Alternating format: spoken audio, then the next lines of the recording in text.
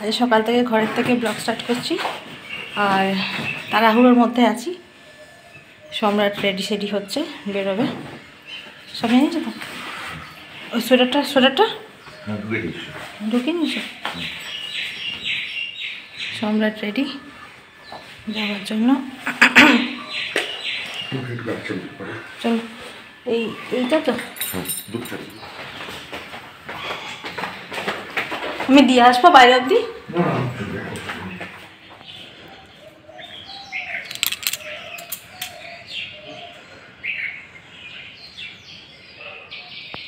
সম্রাট বেরিয়ে গেল। চলো ওপরে যাবো।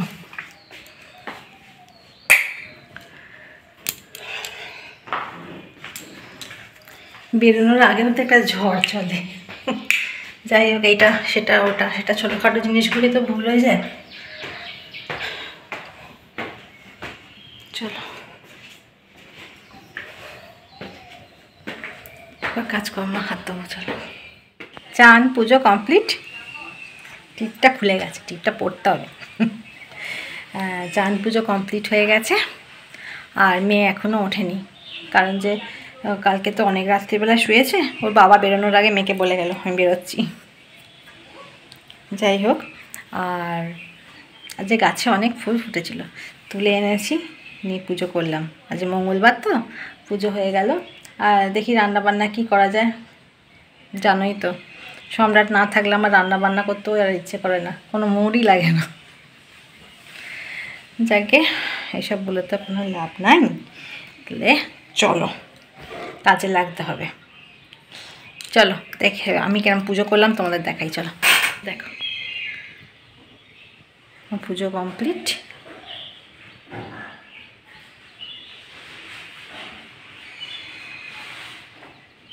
যে কত অপরাজিতা ফুল ফুটেছে। আর জবা, এই লাল জবাগুলো খানিকটা কিনে এনেছিলাম কালকে, সুন্দর লাগে, খুব সুন্দর লাগে আমার। চলো, ওটা দেওয়া হয়নি, ধুনোটা দেবো।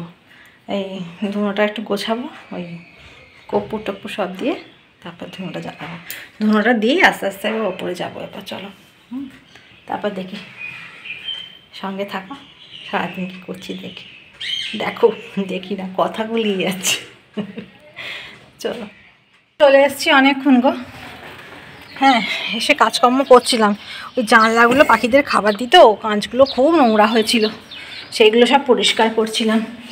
যতটা হাত যায় ততটাই পরিষ্কার করে নিয়েছি। পুরোপুরি না, পুরো অত বড় জানলা তো পুরোপুরি এটাতে হাত পাই না আমি, ওই জন্য। আর হাতের অবস্থাও তো খারাপ, তাও মোটামুটি ঠিকঠাকই আছে। দেখো, খুব একটা অপরিষ্কার নেই এখন, একদম মোটামুটি।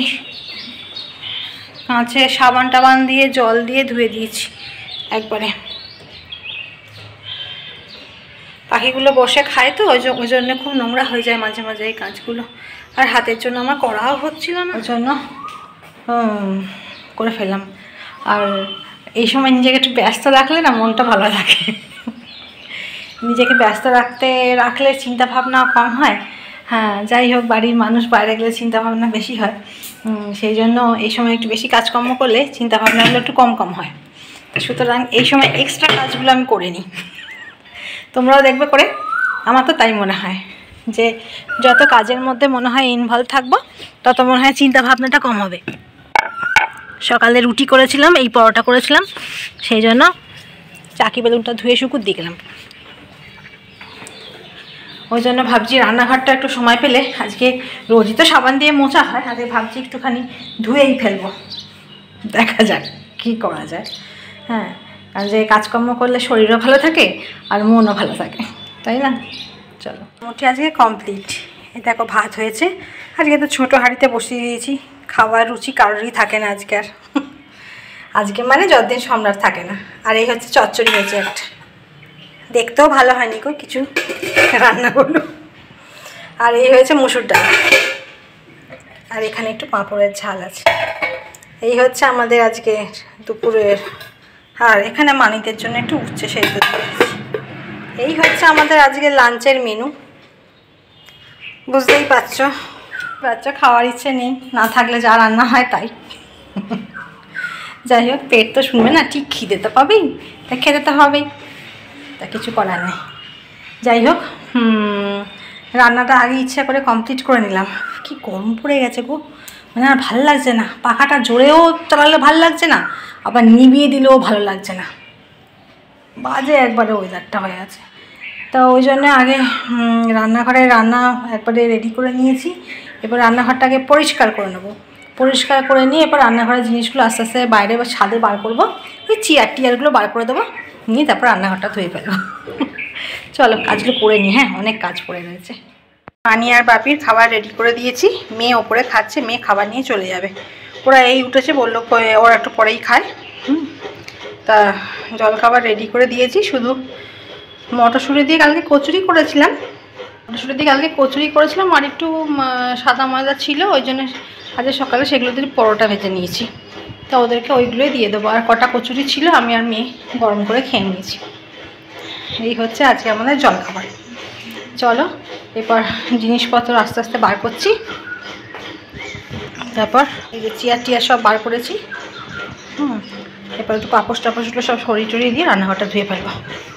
চলো, আর এই দেখো রান্নাঘর একবারে ঝকঝক করছে, পাখা চলছে ফুল স্পিডে, পাখার হাওয়ার আওয়াজটা হয়তো পাবে, বলছি পাখার হাওয়াটা হয়তো পাবে, মাথাটাও গেছে, পাখার আওয়াজটা পাবে। এই আমার হলো রান্নাঘর ধোয়া, এরপর জিনিসপত্রগুলো জায়গায় জায়গায় ঠিকঠাক করে রাখবো, রেখে তবে আমার ছুটি হবে। আসলে এইটা তো আমাদের পুরোটাই ছাদ ছিল, তারপর ছাদটাকেই রান্নাঘর করা হয়েছে। হ্যাঁ তাই না, জল পাস করার ব্যবস্থাটা না খুব একটা সুবিধাজনক নয়।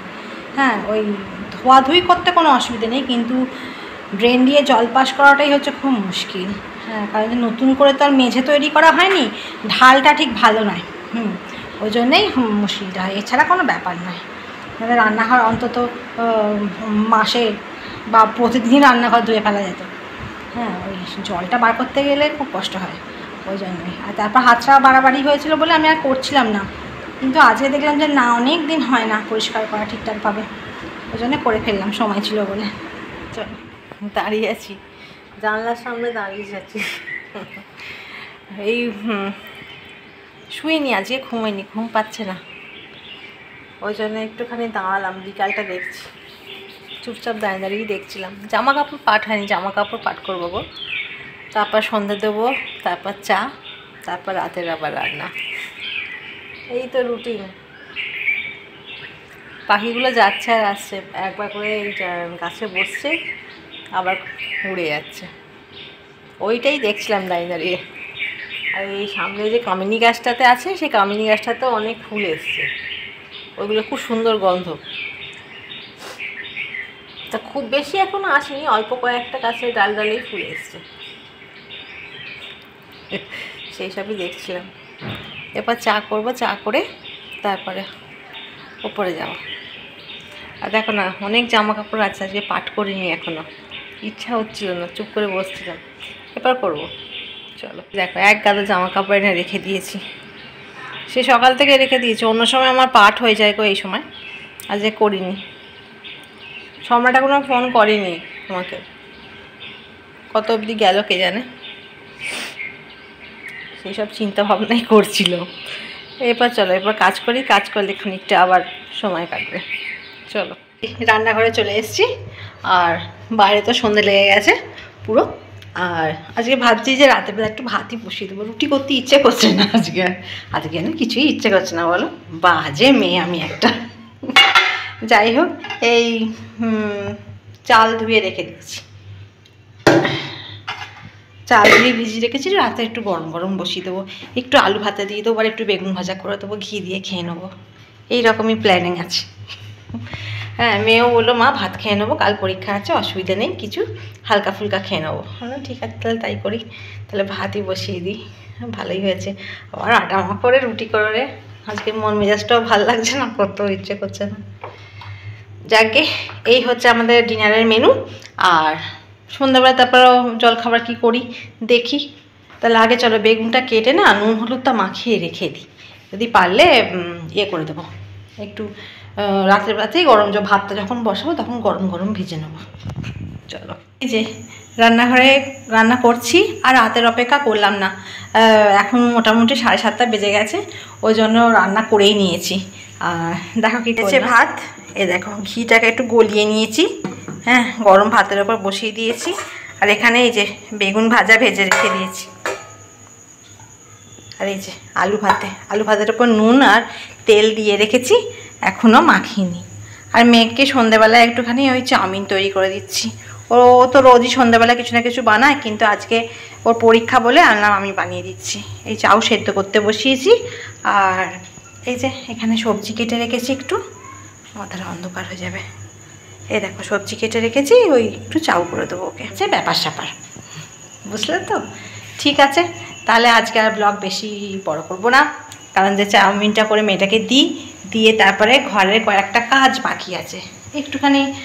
এখন থেকে তো বসে লাভ নেই, একটু আলমারিগুলো 2-1টা জামা কাপড় এদিক ওদিক করে গুছিয়ে রাখবো। সেই জন্য আজকের ব্লগ এখানেই শেষ করছি। আর সঙ্গে থেকো, পাশে থেকো। কালকে আবার তোমাদের সাথে দেখা করতে আসবো একটা ছোট্ট ব্লগ নিয়ে। তো আজকের মতো tata, bye bye, sweet dream.